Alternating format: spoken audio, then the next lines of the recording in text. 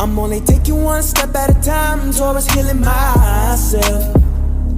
I had to get out, I find a way out. No more living in pain or misery. It's all about protecting my energy. Keep the negative away from me, because I am just keeping my peace. Cut off everything that no longer was serving me, and I chose to start loving myself. I walk in my purpose, no looking back, I'm only going within. Be old, standing there, a better version of me. I must say that I'm proud of me. It's not about how you feel, I'm living proof that God is real. So let me show you how to heal. Damn it, I'm wearing it well, cause I came a long way. My journey isn't yet complete, that's what it look like to heal. Damn it, I'm wearing it well, I'm proud of myself. It's nothing to it, you can do it, all you gotta do is just fight through it. Creative soul, creative soul, creative soul. Just fight through it. Creative soul, creative soul, creative soul, creative soul, yeah, yeah.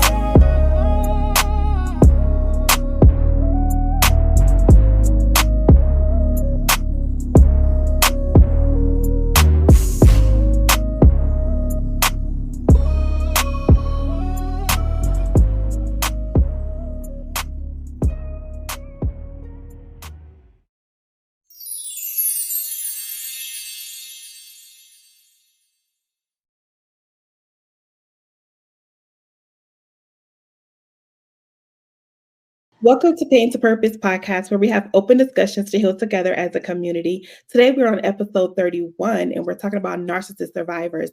And our special guest is Shakira Savage. Welcome, Shakira. Hello, thank you for having me. I'm so honored. You are welcome. I'm glad that you came on with us. How are you today? I'm doing okay. I'm doing better. Good. That's a plus. So I'm really glad that you came on to share your story so that you can help our community. And I thank you for stepping up and being a willing vessel to open up and share. I know it's not easy. But the more and more you tell your story, the more and more you'll want to help people. Right. So can you give us a little bit about yourself?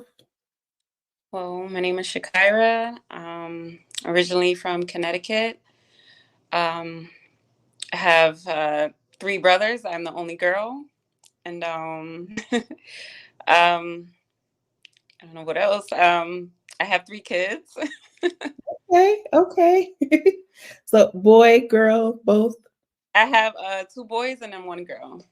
Okay. All right. Yeah. Say that again. I said kind of just like my mom. She has the 2 boys. I'm sorry, actually she has 3. But yeah. Okay. All right. So, you guys, before we even get started into her story, don't forget that we still have our books available, Tears of a Shattered Heart on Amazon and Wonderfully Made Affirmation Coloring Book that is also on Amazon. We want to continue to encourage our young girls how beautiful they are, and to love themselves before they go out and try to love a man or anybody else. And so those books are available on Amazon. Our t-shirts and our tumblers are still available. You can email me at creativesoul.business@gmail.com.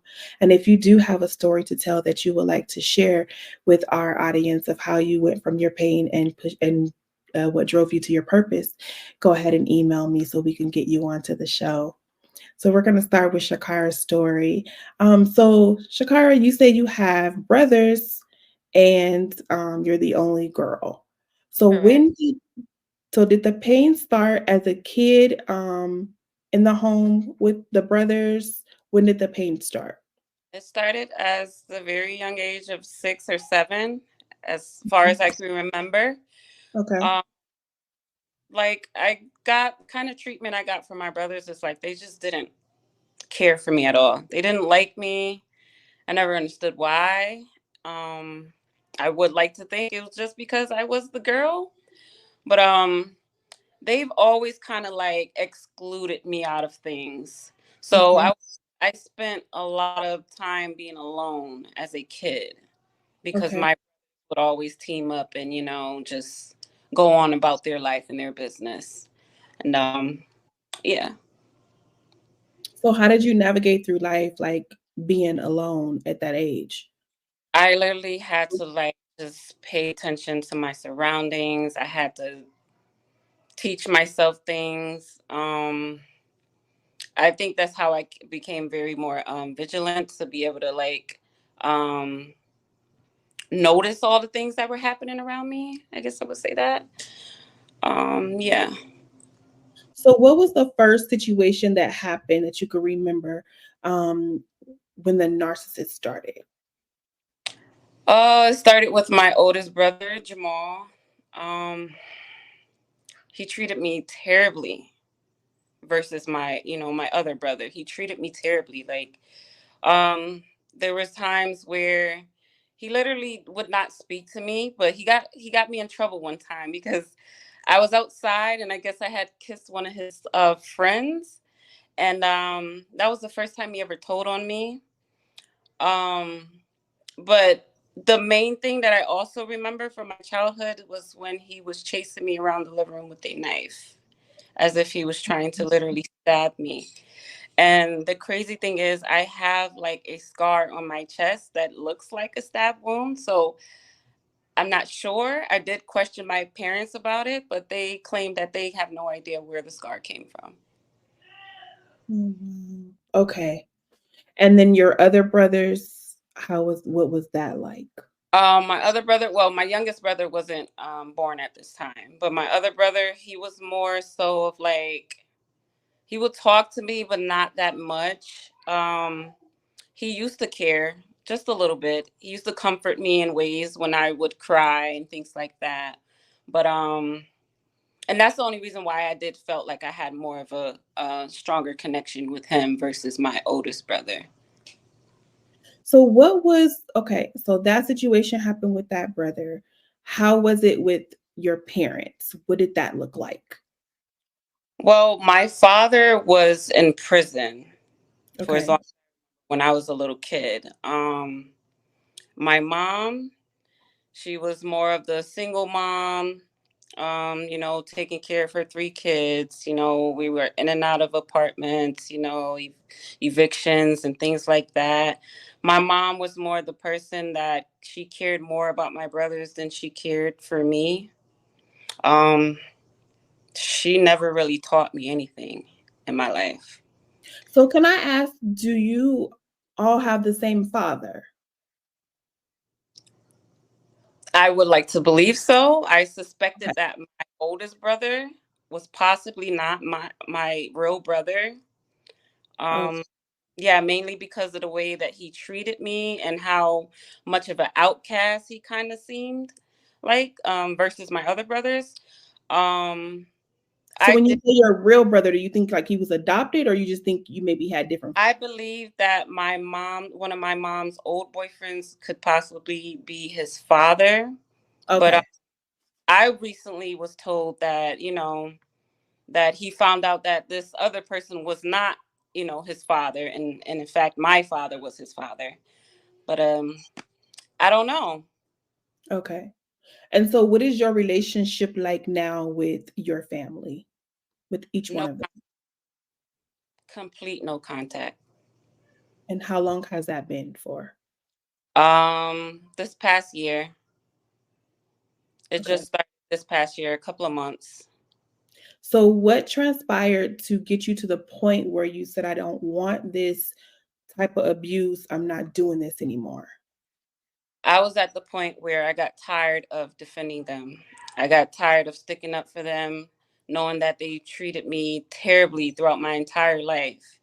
And Yeah, I'm sorry. My family members are the type to, like, basically, they will talk bad about me. They will talk bad about me to everybody, to other family members, to any of my friends. I feel like they are the reasons that, a lot of my relationships did fail in my life because of my own family members. And that's when I realized that I was the outcast in the family because I could not understand. I'm like, why does my family treat me so bad? And then there's certain family members that don't even speak to me at all. And I have no idea why. And this all started from what you can remember when you were like 6. And it's Yeah, been like this your whole life. yes. Did you ever try to have a conversation with your mother as to why she Yes. treated you differently? Countless times. I always question her, Mom, why don't I have this mother and daughter relationship with you? Because I used to look at my friends with their mom, and they would be able to always go to their mom and speak to their mother about anything. And I could never do that. It's like I was just completely disconnected from her. What was her response?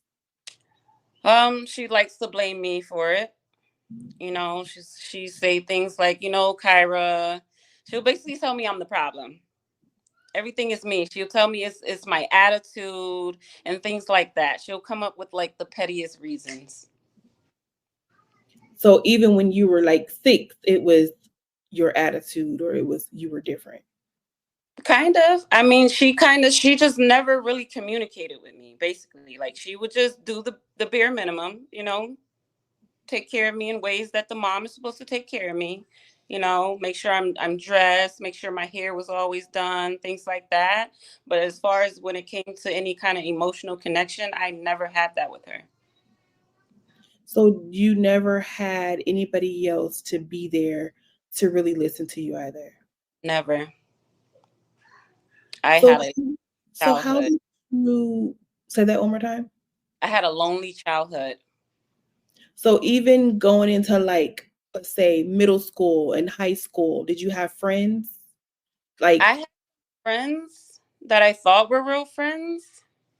Um, but even so, I mean, eventually they would kind of like drift away from me.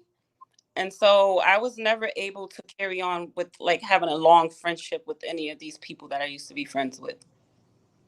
Like, it would get to a point where they would choose somebody else to be friends with versus me. okay. And did you ever seek like counseling or anything to like get help from the torment or the abuse from your Um, yes, yes, I've been doing therapy. I've been going to psychologists and things like that. And I'm learning more about my own, mental, I guess you'll say mental illness. Mhm. Um, yeah, so that's how I've been working through all of this. So, and the reason why I asked that is because in the Black community, a lot of people don't believe in counseling. And so I don't see anything wrong with it. I believe that just like God blessed us with doctors and nurses, physicians, primary care doctors, like He, blessed us with other people to help us as well. And that if you need it, it's okay to get it. And a lot of people in the Black community try to shun you or make it seem like you're crazy or something's wrong with you because you need it. But I'm also aware too that a lot of people that think like that, they have or had trauma in their childhood that they choose not to get help for, and they bleed on other people. That's correct. And narcissists definitely do that. They're Yep, not healed from their trauma. They will have you thinking that it's you, that you're the problem. They will make it seem like they're the victim, but they're the ones that created the problem. that is correct. That is And when you correct. don't have good relationships, like if you don't heal, it does take an effect in your other relationships. Growing up, friendships, whether you're dating, sometimes it does take an effect in that because you're not healed from your past. And it's not that you want it to be that way. That's just kind of like how it happens. And so we have to kind of take control of our own life and decide that we want to get the help that we need from our childhood trauma so that we can move forward and have a better life. That's correct. Well, I really commend you for coming on to share your story. I pray that somebody is out there that hears your story that will open up and be willing to share too so that they can get it out and move forward and continue to help other people through their path as well. So did this any of this affect your children? Like what type of relationship did they have with your children? Yes, it did. Um, with my oldest son, most of all, my son Alan. Whew, he's been around this kind of bad energy since he was born. So he is kind of like really confused on what real love actually is. So when he comes around my family members, it feels like home to him. It feels very familiar with his behavior and their behaviors. He feels like, these people really care about me. And right now he's currently in therapy himself. I definitely have kids in therapy, and they're working on their trauma right now. I'm working on my trauma still. I know a lot of people might not agree with the way that I'm choosing to heal, but what they don't understand is I spent many years of my life not speaking up against all this abuse because I wanted to protect my family for so long. I wanted to protect them even though they were never protecting me. So, what I want to say to you is do not allow anybody to make you feel like, and I know it's hard sometimes, but don't allow them to make you feel like something's wrong with you because you choose to go to counseling or because you choose to heal the way that you're healing. What is hard is that, and I'm going to give you an example. If I'm doing things to hurt you, right? And then I apologize to you 2 months from now, right? We're working, trying to work toward our relationship, right? Our friendship or whatever you want to call it, or if we were family members, we're working toward this relationship in the family, right? But then 6 months from now, I do it to you again. And then we get together at a family function and we go on and we pretend like it ain't happening. Right. And then I apologize. And then the cycle just keeps going. Yeah.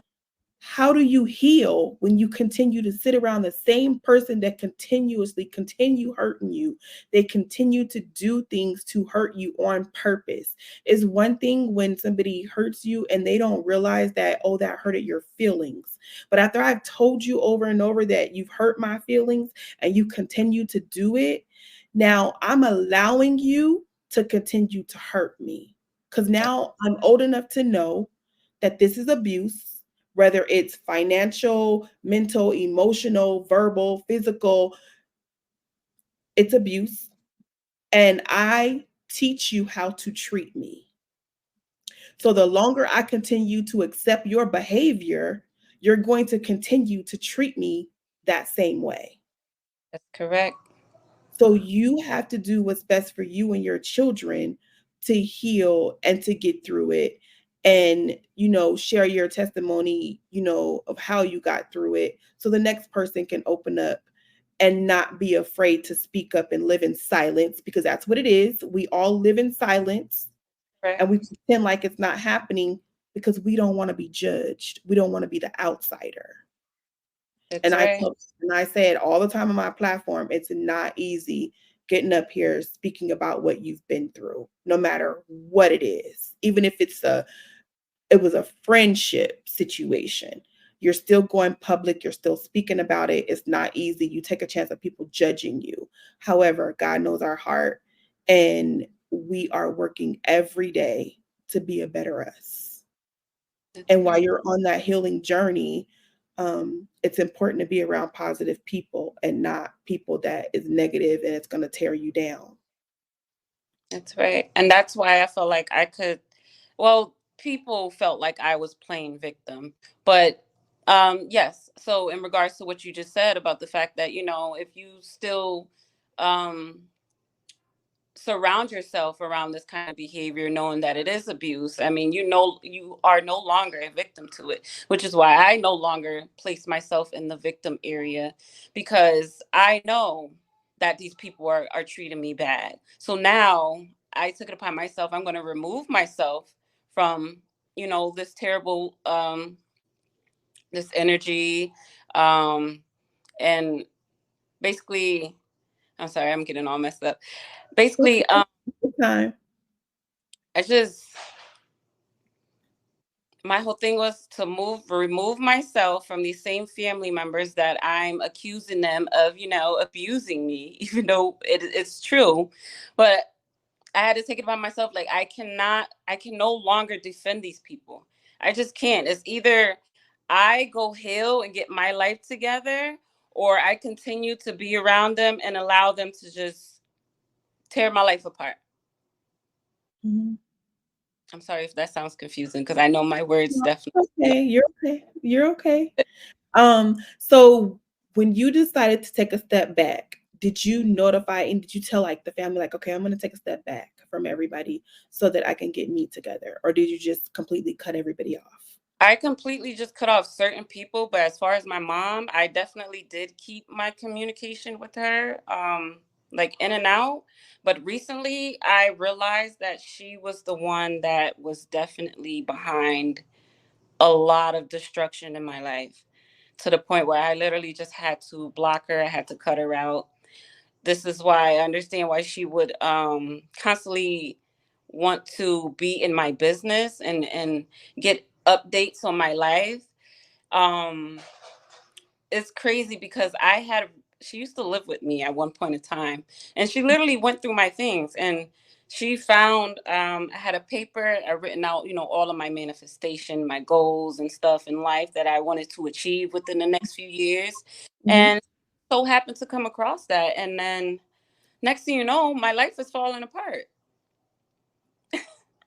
My Wow. life fall apart, and it's crazy because the minute I cut these people out of my life, it's like then that's when the blessings start coming. That's when all the help and support starts coming into my life. But as soon as I allow them to come back into my energy, it all stops. My whole life falls apart. Mm. Yeah. So where is the brother that you believe cut you? He still lives with my mom to this day. And nobody has ever spoke of this. They don't know. Of course not. He's like, what do you let me see. So I'm the scapegoat. He's basically like the star child, the golden child. The child that can do no wrong. That's who my oldest brother is. They will provide for him, stick up for him, even if he's out here not even doing the best that he can. None of that matters.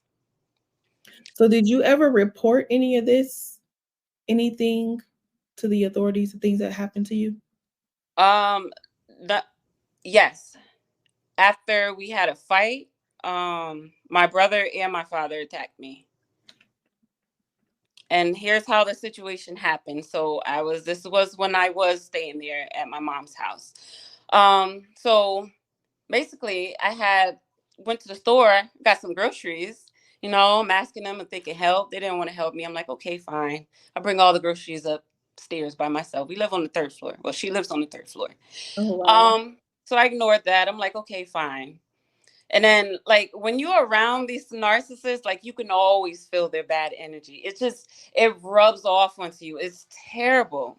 It's terrible. It's like a black cloud just walking around, just creating rainy days for everybody. But anyways, I I came out of my mouth. I'm be honest. I came out of my mouth and I was like, you know what? You guys are toxic. Next thing you know, my mom just started spazzing. She started yelling, you know what, Kyra, you're toxic. You're this and that. And next thing you know, my father gets into it. He's getting in my face, toe to toe, screaming at me, as if he wants to harm me in some kind of way. Um, then on top of that, I'm sorry, after that, that's when I did come out and say, I don't know if I should say it. I basically came out and told him that, he was in fact a predator. I'm not going to say the other word, but that's when him and I'm sorry, yes, my older brother Jamal, that's when he came out of the room and tried to like run up on me. My dad, he basically grabs me, and so this like a long hallway. He grabs me. He starts throwing me against the wall because my brother is trying to, you know, basically hit me and stuff.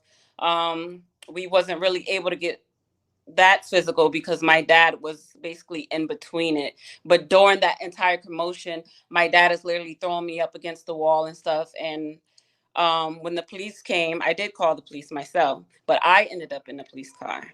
And then they put me in the police car. The police officer went upstairs. My father told them whatever he said to the police officer, they believed it. They believed it. And I didn't go to jail, but they removed me from the house. I did not realize that I had bruises on my back until the next day. And so when you said that your father is a predator, was that towards you or someone else? It was someone else. He went to prison for 10 years for committing a sexual assault against a minor. Okay. And was that a family member? That's something I still wonder about to this day. I have no idea. I don't even know who the person was. So there's like a lot. So there's a lot of family secrets There's and a lot of missing holes that you can't fill in. You know that things happened, but you can't fill them in because nobody's talking about it. Correct. And I'm the main one in the family that they don't want to tell nothing to. Because you're not going to agree with it. You're not going to agree Right. with the Exactly. behavior that's going on. Exactly. So talking about it to you would be a bad idea because you're not going to keep quiet. That's right. And there's a lot of incest in my family. Unfortunately, yes. I have a lot of family members that are sleeping with each other. And they know I would not go for that. Okay. Do you think this was going on when you were younger too? Oh yeah. Yeah, I witnessed it at my grandmother's house. That's why when they try to gaslight me and try to make it seem like I don't know nothing, I do. Because like I said, I grew up alone. Therefore, I was able to sit back and observe everything. So there was this one time, all right, I'm going to talk about this. So there was one time that two of my cousins were downstairs in the basement. And I just so happened to go sit on the top steps, and I was just listening on to what they were doing, and I could clearly hear exactly what they were doing. And you were how old at that time? Young, probably like 7 or 8, somewhere between there. So did they ever try this with you? Yeah, I got touched on by my brothers, my cousins. The main scene that I remember is from my brother Boo and then my cousin Shamari.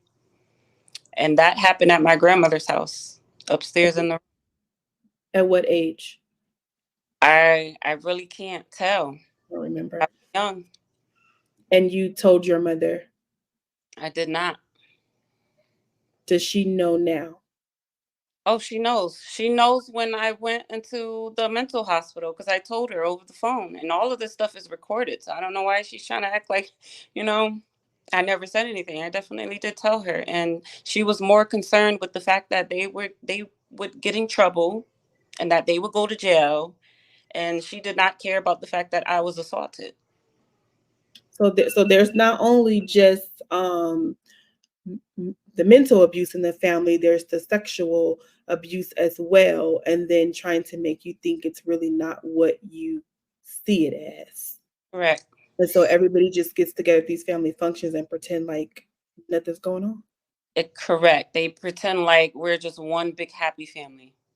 And Literally. because you choose not to do that, you're the outsider. Is that what you're saying? Or correct me if I'm wrong. No, you are correct. And that's why they treated me like an outcast. Okay. At what age did you, so I know you don't remember when it actually happened, when you were assaulted, but do you remember at what age you were when you actually told your mother? That was last year. So I was 30 years old. I'm 31 now. This happened Yeah. Because one night my childhood trauma Mhm. basically, I don't know, like it kind of like just came out of nowhere. And I started remembering a lot of stuff from my childhood. And that's when I assumed that my oldest son was being abused. And that's basically how I ended up in the hospital.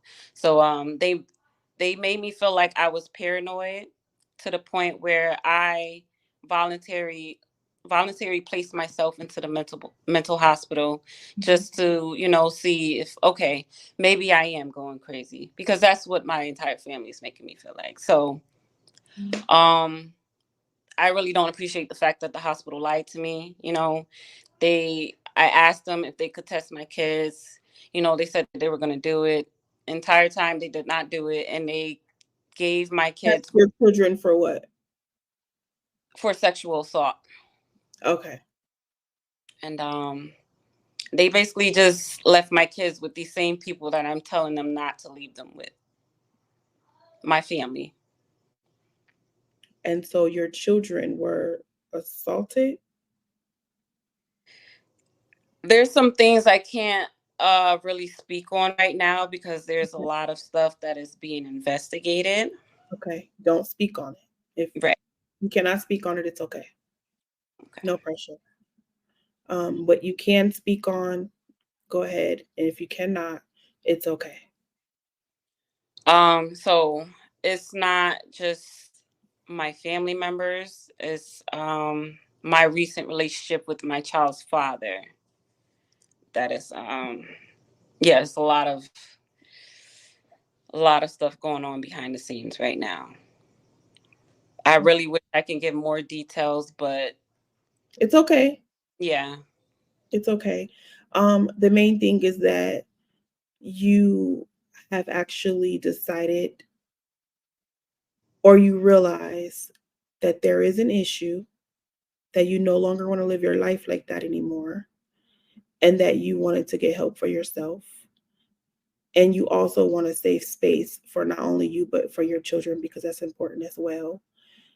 You're being open. You're no longer living in silence.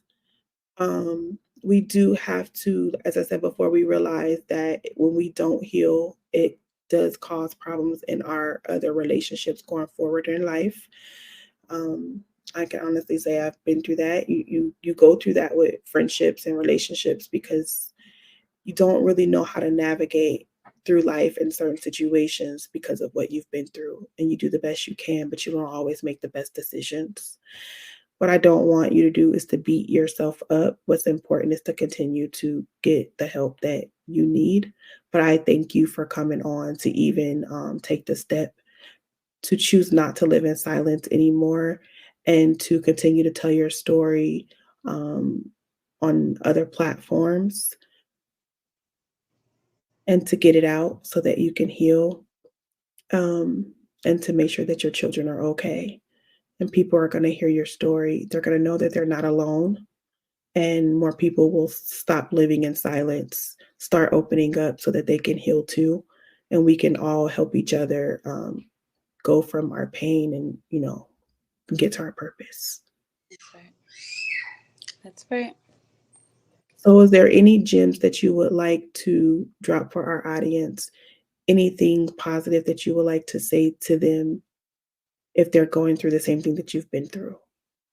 I would like to say I know that it's hard to speak up, speak up against abuse, especially when it's coming from your own family members or anybody that is close to you. I Mhm. understand it's extremely hard, and you might be afraid, all because you don't want to break apart your family, or you don't want them or anyone to get in trouble. I really hope and pray that everyone finds the courage to speak up and speak out, because there are so many kids that are not able to do so, all based on the fact that they are scared. They are afraid. They don't want to get this person in trouble and things like that, or they don't want to be looked at as the tattletale. And a that's like a the biggest thing in our community right now. It's like, people don't want to get looked at as the snitch. They just want you to just take it. Just, get over it. Right. And that's not okay. That's not okay. So I really hope that by me speaking out about, family secrets and family drama and anything else that's, that a lot of families like to keep or sweep under the rug, may you all find the courage to do so, because there are so many other people out here that needs to hear your story. And yeah. Thank you for coming on. You're going to be okay. Continue to share your story on your social media platforms. People are watching. They are paying attention. And sooner or later, people will start reaching out to you if they haven't already. So just continue to share your story and keep God first, and He'll help you through everything that you're going through. Thank you again. For our audience, I pray that you got something out of this. I pray that you hear her story and know and understand that you are not alone, and that you too do not have to live in silence. You can choose to change your life. The great thing is that we all can rewrite our stories. It doesn't have to be the way that it was. We can rewrite it, and we can make the best out of it. And it takes one day at a time. Sometimes it feels like 1 minute at a time when you're going through it. Know that you are loved. Know that God loves you. And if you have a story and you want to open up and share to help other people get to their purpose, you're more than welcome to reach out to me on creativesoul.business@gmail.com. Just send me a message there. You can also reach me on my Facebook as Creative Soul. Thank you for joining us. Remember, it's only pain until you realize your purpose and start your healing journey. And we'll see you next time. Thank you.